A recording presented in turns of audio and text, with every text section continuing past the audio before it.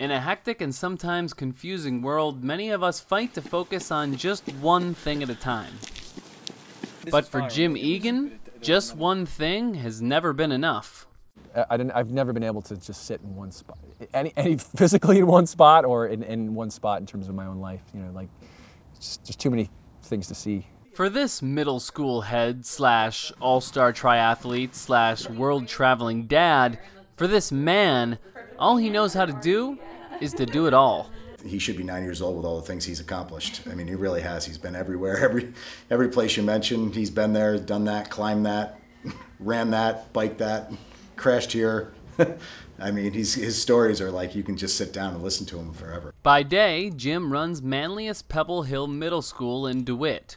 Issues that have to do with, you know, the mundane, from fixing lockers, that's a big one, to lost sneakers and gym clothing, to evaluating teachers. He also spends time in the classroom.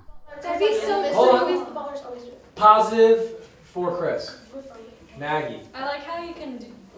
But I see Jim as someone who really cares about the kids. He does genuinely put them first. He's easy to talk to. Like with most adults, you're like, oh, hello.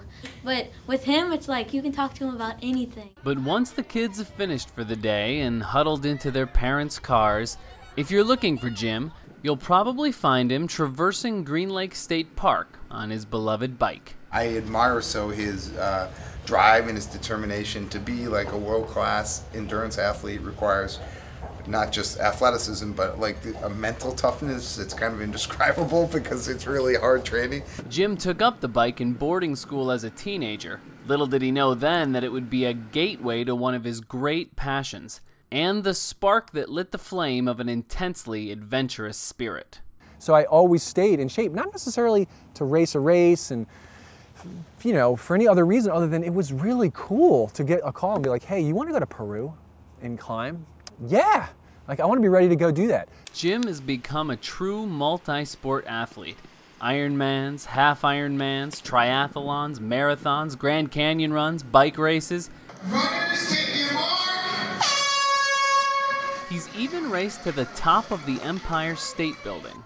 I didn't get it out of my system. You hear that a lot, right? You know, that you get out, you get your traveling out of your system before you get your life, and I always found that comical. I mean, why would you not want to go do these amazing things your whole life? I mean, what, are you kidding me?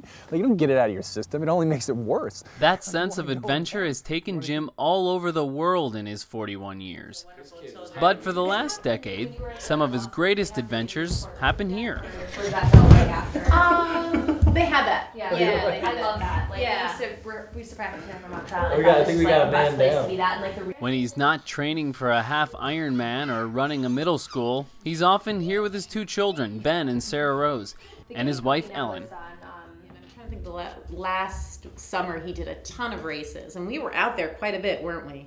I mean, we're always out there. We're like the biggest fans, too. We go out, we cheer, we still make signs, right? Yeah, we do. So maybe it's not for everybody, but for Jim, maybe just one thing doesn't have to be enough. I don't have to worry about my family. I don't have to be like constantly worrying if my dad's getting killed. I know that he's fine. He's doing a great job in life. I think he can work on some stuff, but I don't think, I think he's awesome the way he is. Same with my mom and my sister and myself. So, yeah. For NCC News, I'm Matt Johnston. I had very high maintenance infants that turned into wonderful children.